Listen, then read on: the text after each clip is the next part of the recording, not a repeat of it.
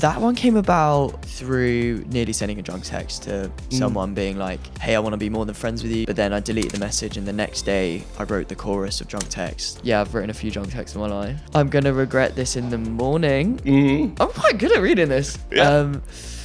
I'm going to mess it up now. But I love you. Drunk texts are always sober thoughts. I think the most important thing is just enjoying like the small things day to day, like have that conversation with your mom and embrace it. And I feel like that is a successful life. Life is fully about just like living and enjoying the experience of living, I think.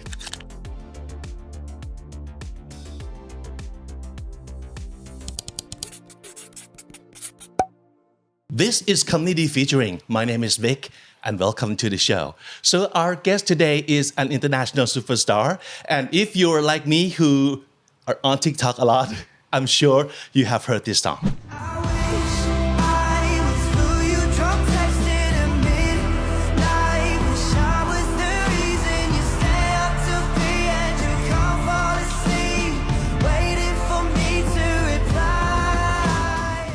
Please welcome to the show, Henry Moodie. Hey guys. Hi. How are you? I'm good. How are you doing? I'm pretty good. Amazing. I'm so glad that you can come today. I'm so happy to be here. Thank you for having me. Is it your first time in Thailand? No, this is my third time now, which is crazy. Yeah, in the space of like 9 months we've been here. I see. We came here 9 months ago, and then a few weeks ago we were here. We went to Pattaya.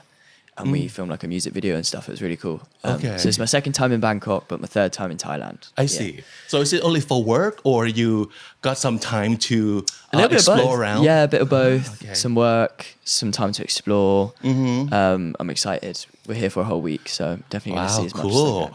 All right. So the thing I've already known about you is that you started as young as 14 because I didn't even know what I did when I was 14. So when you were 14, you started producing songs and making music already. Yeah, I was just obsessed with music from such a young age, but I don't really know where it came from because none of my parents are really musical. I guess they appreciate music. It's not really in my family much, but I think it came from within. Like my friends love music, and I just spent a lot of my school years in the music block singing and doing like Taylor Swift covers and like kind of taught myself guitar, taught myself piano, and when I was 14 I just started writing songs and I started posting on social media. And, I just feel like I always had this like drive to like do this as a job, and I don't really know where it came from. It was kind of they came to you naturally. Came to me naturally, a little bit delusional. But I was like so driven from such a young age. Like this is all I wanted to do. Do you remember wanting to do anything else besides music when you were young? Because little kids would have dreams like, I want to be a pilot, I want to be an astronaut, stuff like that. So do you have any other thing than music that you wanted to do in your life? I feel like I don't think so, to be honest. I feel like when I was younger I was so confused what I wanted to do. I feel like probably I definitely went through a phase of wanting to be an astronaut, wanting to be a doctor, the classic like thing when you're like younger. But from a young age, like I'm very lucky with, I just knew my direction. Like I wanted to do music so badly, and I know like my sisters and stuff, they don't quite know what they want to do, and I have a lot of friends who are just like haven't quite figured it out yet. So I'm definitely very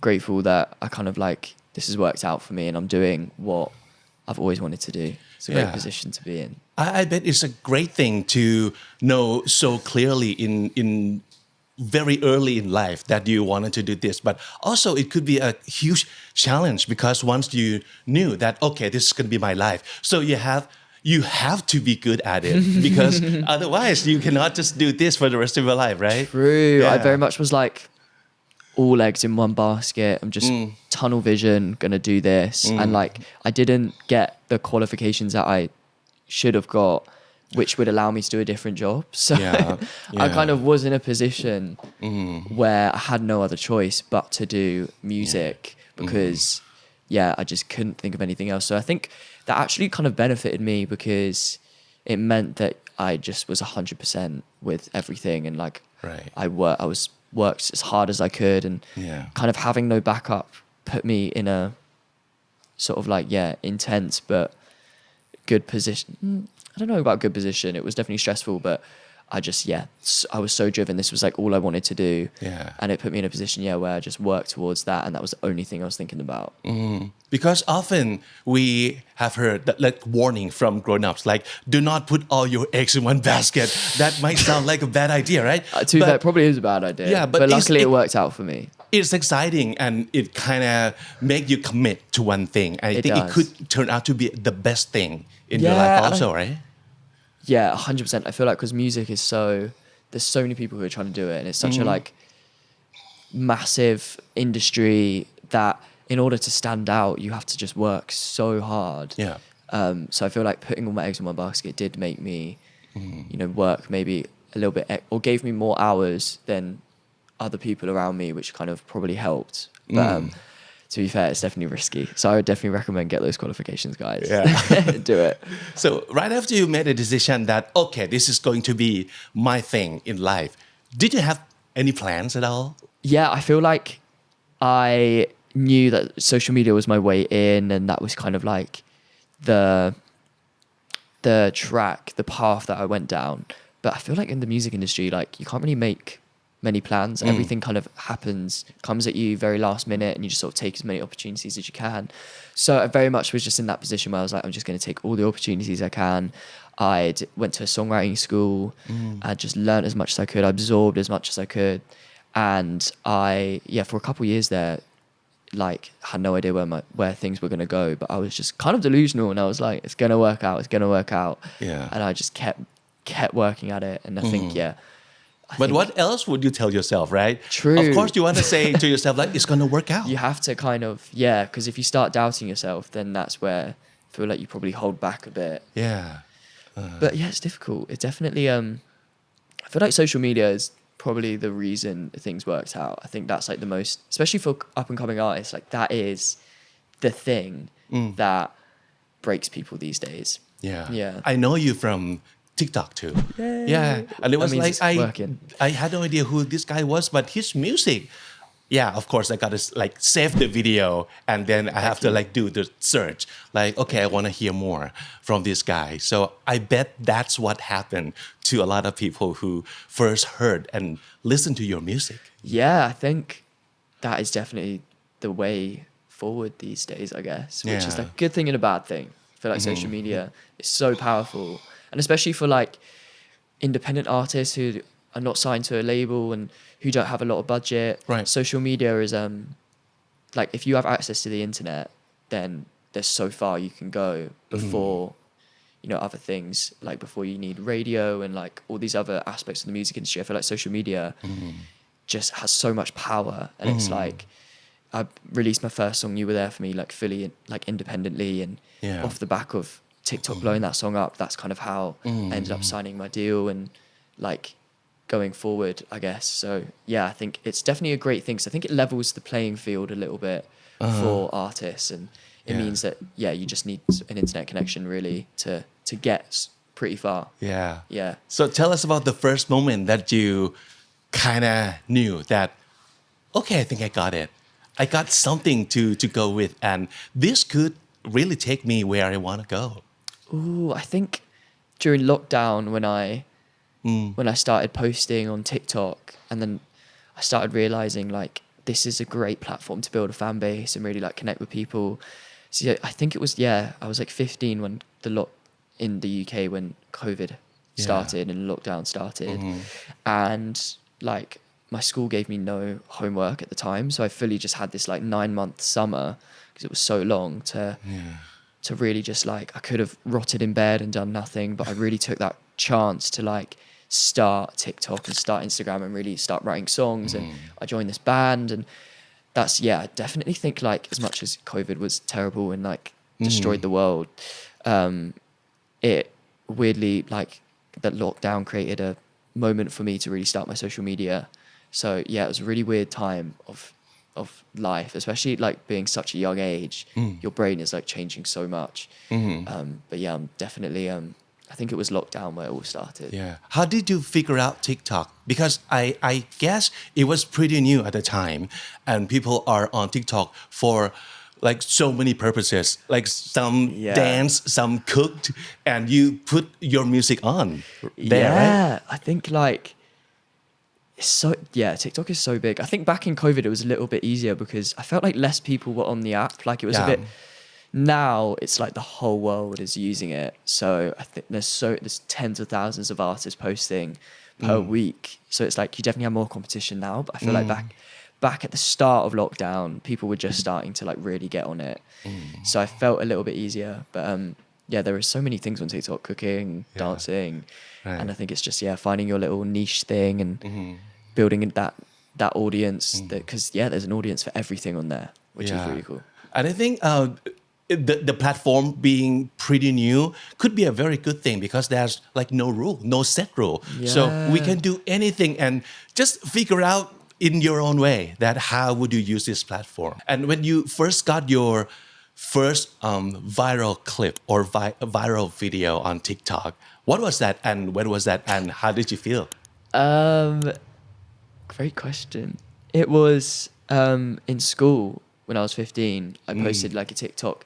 There's a song called 10,000 Hours by Justin Bieber and Dan and Shay. And I changed the lyrics to it. And I was like, I spent 10,000 hours scrolling through TikTok. And I was like tapping. It was just a really cringy like remake of the song, basically being like, I'm addicted to TikTok. And I guess it connected with all the other people who are addicted to TikTok. Yeah. And it got like overnight, like 3 million likes or something absolutely crazy. It was in like 2019.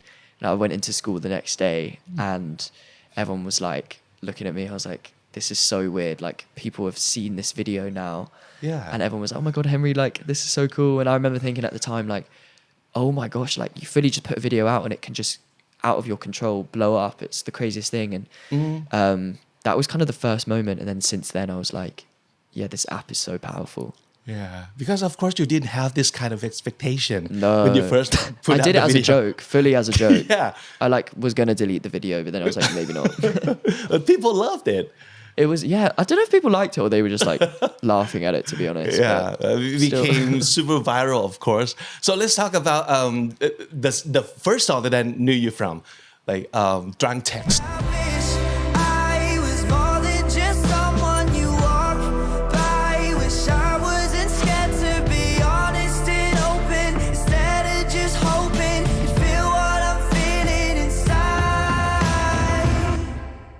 Yeah. That is so catchy, so Thank powerful, you. and I got you. hooked the very first time I Appreciate it. heard it. Thank you so and much. I'm sure that's the case for tons of people. Okay, let's talk about that one. How did that one come about? How did you get the idea of how to make it into what it was? So that one came about through nearly sending a drunk text to someone being like, hey, I want to be more than friends with you. Like I have a crush on you. But then I deleted the message and the next day I wrote the chorus of Drunk Text being like, I wish they were the one that was sending that drunk text instead of me, basically. And then I brought it into the studio. We wrote the song. This was like 2022 summer, I think. And then we ended up changing it a little bit. We wrote a few different versions and we made it as personal and vulnerable as possible. And then, once again, like I had no idea what was going to happen to the song. You never know with TikTok. I was like, I'm just going to put it out and see what happens. It actually was Instagram Reels. I put it out on first and then I didn't tell anyone on my team. I was like, guys, I'm just going to put this song out. And then I put it out and it got it went viral. And once again, like when you have a viral moment, the light bulb goes off my head. I'm like, oh my God, this is it. I can the song hopefully could stream well. And then a year later, I came to Thailand and I did busking in the street. And I just put on my story. I was like, hey guys, I'm going to be at Siam Walking Street at 5 p.m. Wow. If anyone wants to come, it's free. You can come along. I'm going to perform some songs. Wow. And then we pulled up and a lot of people turned up. It was really cool.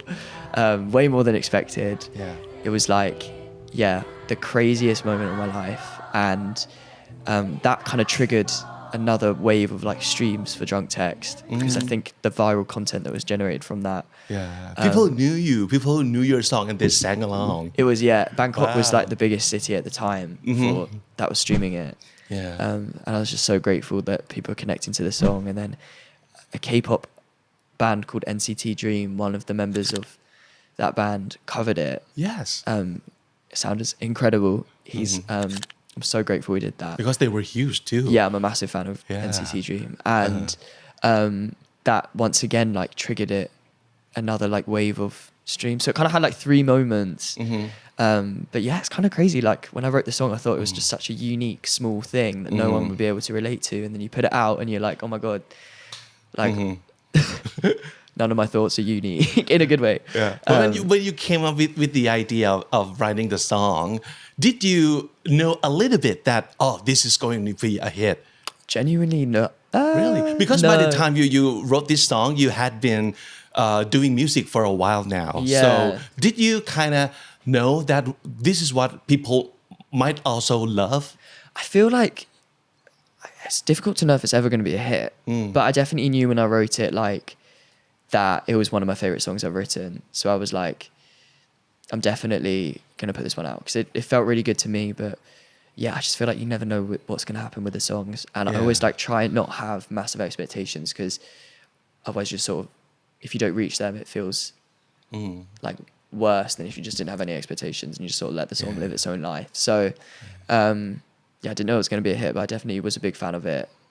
Yeah, it's crazy. Yeah. So grateful. I think it means a lot to a lot of people too, because of course we can relate to that because we might have been on either side of the drunk text, right? Yeah. Like someone who sends the drunk text or someone who receives the drunk text. Yeah, I guess the song is obviously about a drunk text, but the overall message is as simple as just like having a crush on someone. Yeah. Which I guess is such a like universal feeling to have. So I guess that's kind of why it connected. Yeah. So did you write a drunk text before, or did you Yeah. send it? Of course, right? Didn't send it. Yeah. No, but I've written a few drunk texts in my life. Yeah. And yeah, the craziest thing is though, the person who the song's about actually genuinely has no idea still that it's about them, and I haven't told any of my friends. Like I've managed to keep it like fully a secret, which is kind of cool. But yeah, they've probably heard the song, which is crazy, but they don't know it's about them. Yeah. Okay. So let's play a little game. Let's do it. We call it a drunk text game, of course. What else? I love a good game. I want you to take a look at these drunk texts and try to figure out what they actually say. Can you pick? Can you pick? So imagining sending this text to a friend, let's say. Can you pick me up? I'm so drunk. Yeah. Hey. I guess That's it's the like classic a drunk classic text. drunk Yeah, text, yeah, right? Like, that can you is. pick me up because I'm so drunk with like a dozen those. Yeah, just don't send that to your mum by mistake. All right. Okay. So how about this one? I missed you. Can I come over? Ooh. No. Can Yeah. I? Yeah. Yeah. Can I come over? Yeah. God, these are like blackout drunk texts. Like I know. And this is like, oh, okay. even autocorrect can't fix Can that. I come over? That's, okay. And you'll be waiting for the answer until 3. Yeah. And then, that's always a juicy one. See what happens. Yeah. Yeah. Okay. How about this one? I think I would say this also is a classic. I'm yours. Can you forgive me? Is that it? I'm sorry. Can you forgive me? Because this that's the happens when we got drunk, right? We kind of People get drunk, have a fight. Yeah, think about realize all they the messed up. mistakes. Yeah. Yeah, I feel like going to that bathroom sober up for a second, you're like, oh, should not have said that. Yeah. Okay, the last one. I'm going to regret this in the morning. I'm quite good at reading this. Yeah. I'm going to mess it up now. But I love you.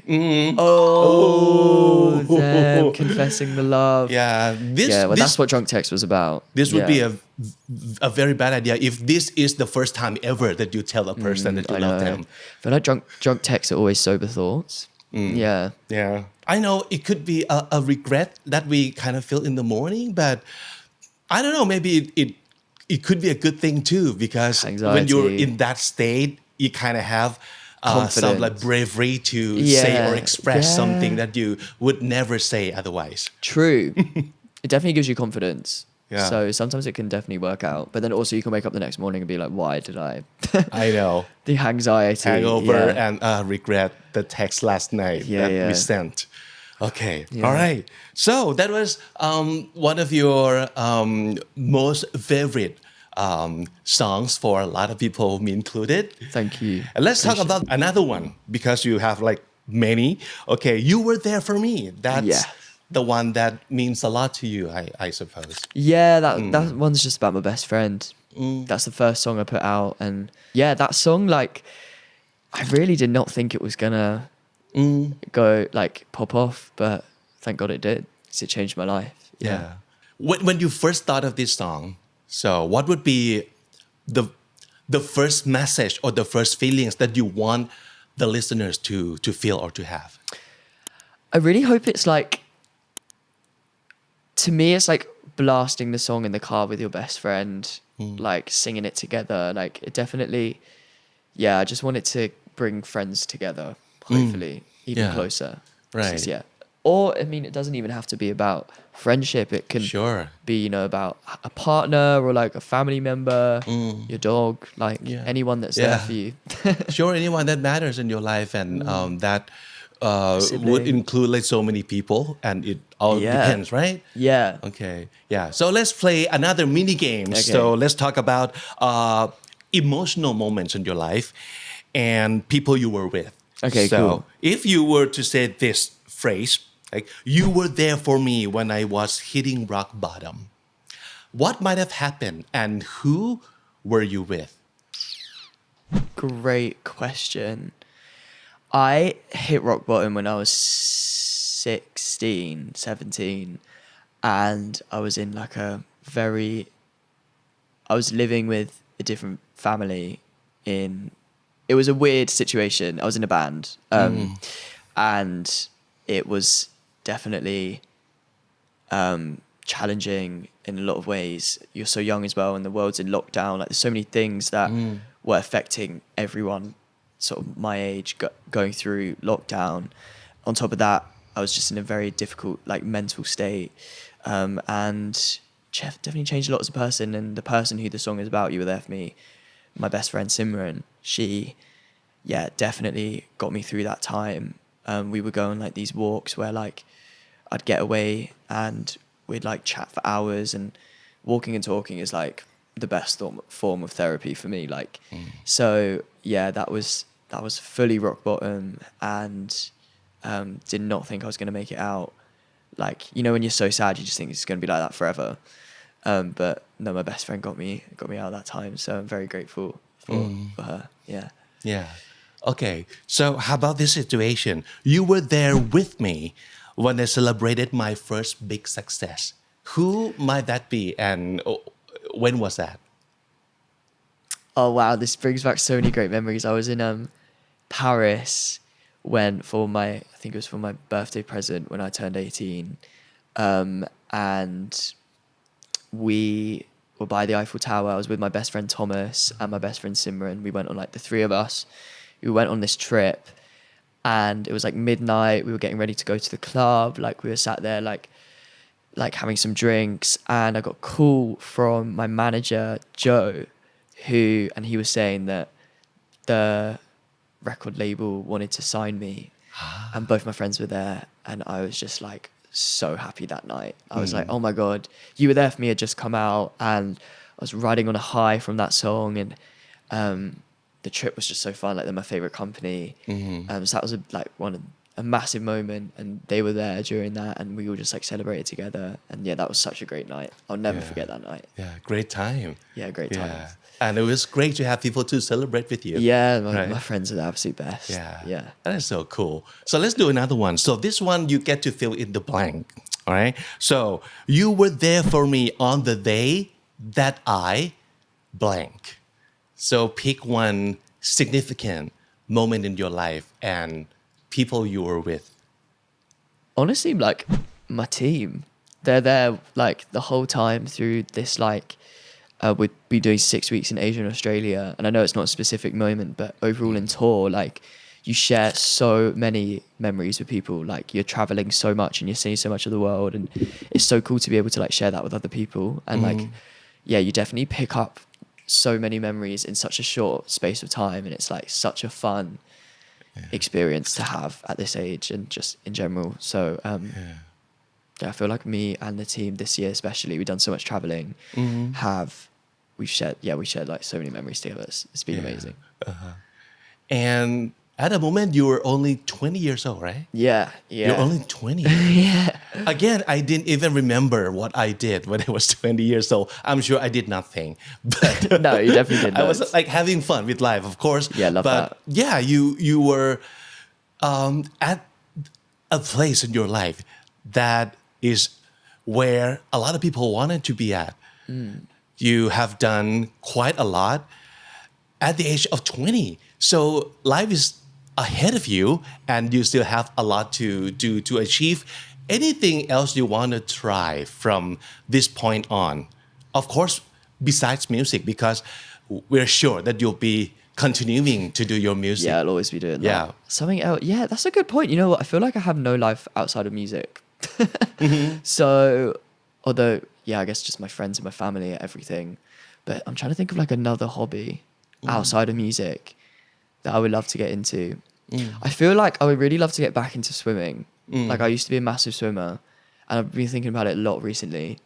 So I would definitely love to like maybe join a club or something and like get back into competitive swimming or something at some point in my life. Yeah. That'll be fun. I think a lot of your fan would be a younger crowd, like all the Gen Zers, right? So they might look at you and, okay, this is exactly what I want to be like in my life. You know what you're good at, you know what you like, and you know what you're aiming for. So I want to be just like that, but it's not the case for a lot of people. So they're overwhelmed at the time with a lot of information coming at them, and they just don't know where or which way they should pursue or go. Can you talk to them a little bit about the overwhelming situation that a lot of them are facing right now? Yeah. First of all, you are not alone. Do not worry. I feel like that is probably one of the biggest emotions that you have when you're in your early 20s or late teens or just teens in general. Like life is changing so quickly, and getting overwhelmed is 100% definitely part of that stage of your life. But you know what? I'd say my biggest advice would be to take a step back, breathe, and then really break it down. Like break down exactly, you know, how you're feeling. Try and unpack, you know, each emotion. I think once you like lay it out like physically in front of you, you can even write down what you need to do. If there's so many plans and you don't know, like you feel just like you're drowning in plans, if you like physically break it down, it looks so much easier suddenly on paper. And also like you really don't need to know what you want to do in life at this age at all. I feel like it's totally normal to completely just go with the flow and, you know, embrace every day as it comes and just take it day by day, and you're 100%. I feel like small changes as well. If you just make small changes every day to work towards the goal you want to get to, suddenly a massive overwhelming emotion becomes super easy to process, and you'll slowly like end up reaching that goal. Yeah. And you know, if there's a big event coming that you're super worried about, I always try and think worrying, like especially when I hit the pillow, I struggle a lot with my sleep. And if there's something the next day that I'm worried about, I always think in my head, like worrying that night is going to do nothing about what's going to happen that day. So I try and like physically move it to the next day, and I'm like, I'm going to think about this when it happens in the moment. And then when anything ever happens in the moment, you learn how to process it then and there.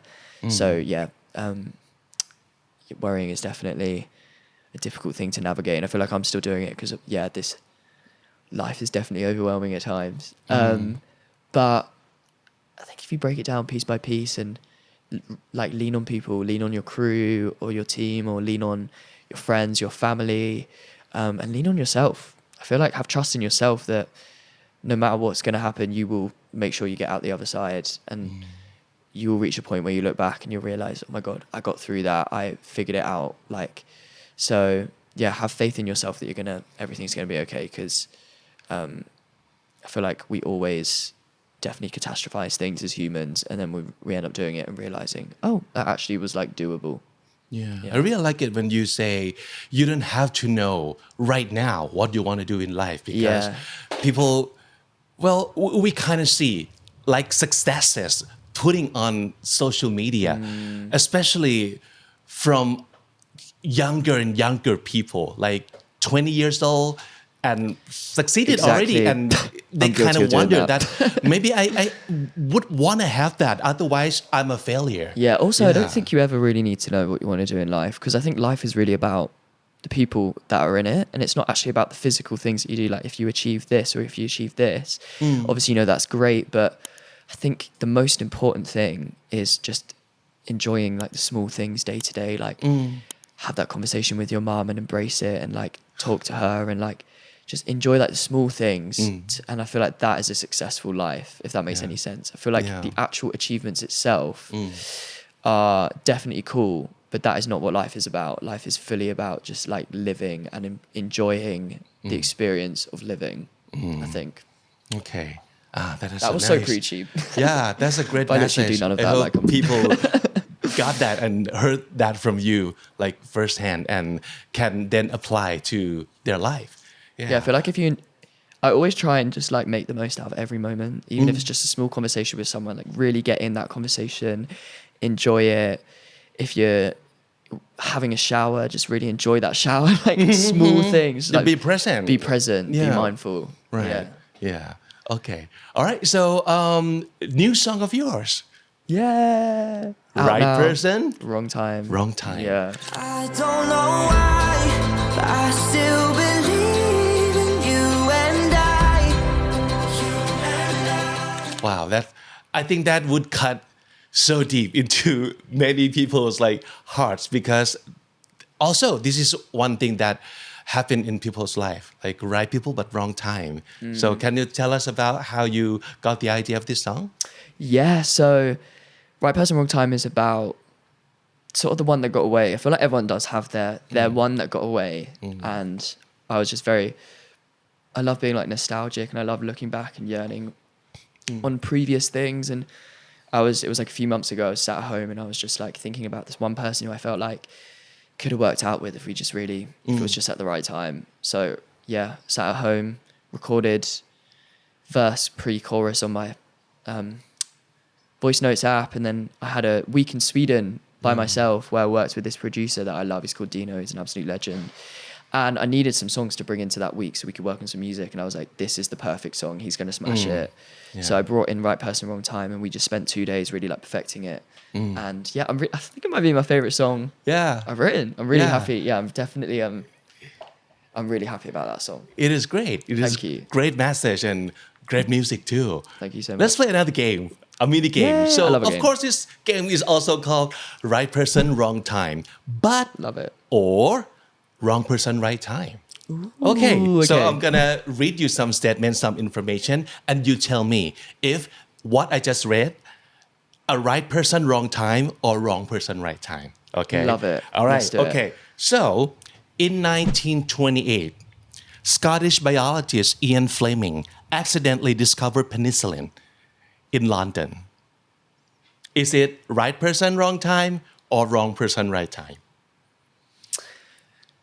Ooh. 1928, Ian Fleming discovered accidentally penicillin. I feel like that was a great accident, obviously, right? It like changed the world, changed medicine forever.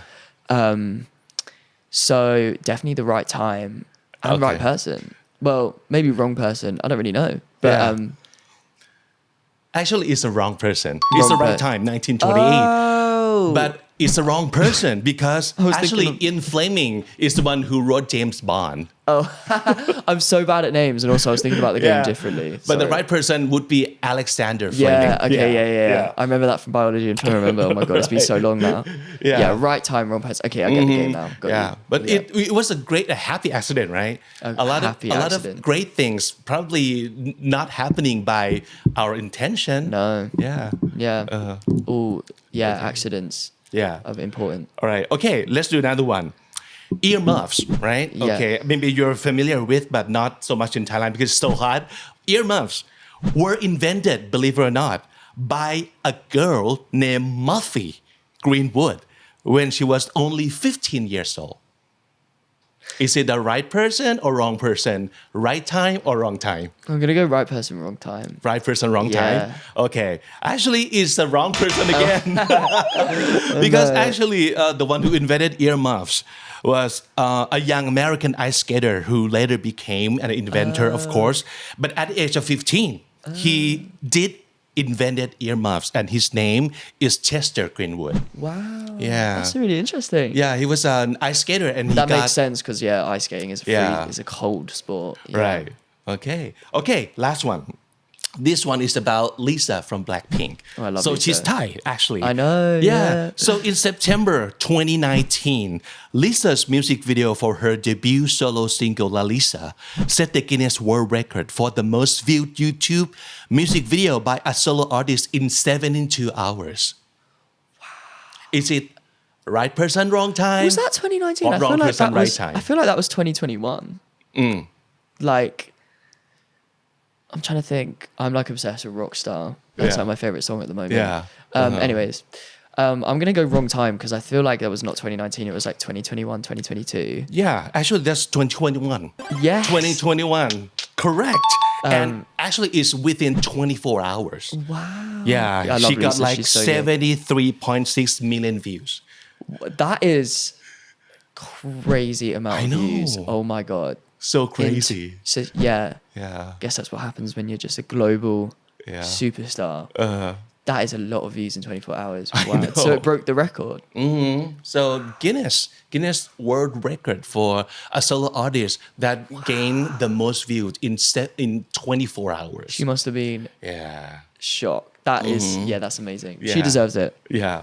But maybe you're heading there. Little way to go from that. Now that you had your water, sing us a few verses from your new song, please. Of course. I don't know why, but I still believe in you and I. You and I. There's a little backing vocal there. There you go. There's the chorus. Wow. I hope you guys like the song. Yeah. And this time around, you're in Thailand because you are going to join which event? Summer Sonic. I'm so excited. Yeah. Oh my God, I can't wait. Okay. Yeah. All right. Ever since doing that last show in Bangkok, I'm like, I've just been desperate to come back, and now we're here. So it's gonna be fun. Yeah, this could be like great experience, especially for musician, like performing live on the stage for like people who you know for sure that they come for you and they love your music. well, They're hopefully ready to people come come. along, sing along. Yeah. Yeah. Hopefully that happens. It'll be Yeah. fun. I'm excited. Okay. Laub is performing as well, and I'm a big fan. So that'll be fun. I'm so grateful and I'm having a great time talking to you today. Thank you so much for coming you. by. Thank you so much for having me. This has Yeah. been I think this is my first like long podcast interview. So thank you for Wow.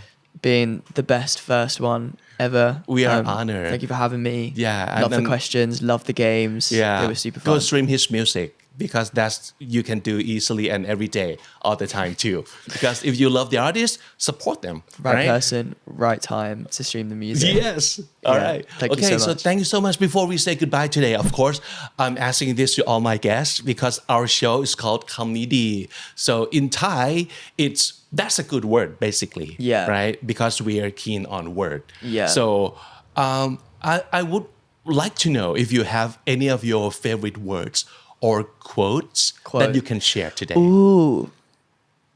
I have loads of quotes. I actually have on my phone. Okay. I have like my screensaver every day is like a quote. Oh, so wow. I have quite a few here. Nice. So like when I turn on my phone, I'm reading a quote to start my Ooh. day. This one here is one of my favorites. It's super simple and it just says, "Be where you are, otherwise you will miss out on life." And I feel like it just reminds me every day to be mindful and to be in the moment. Right. Because I definitely think ahead a lot of the time. So yeah, I feel like that might be my favorite one. It definitely is a good reminder. I would recommend doing quotes as screensavers, by the way, for everyone. It's a That's cool great. thing. That's a great reminder. Yeah. Yeah. And again, coming back to be present. Yeah. That's such a great message. 100%. Thank you so much. Thank you so much. Henry Moodie, everybody. Thank you. Bye, guys. Thank you so much. Hope you enjoyed.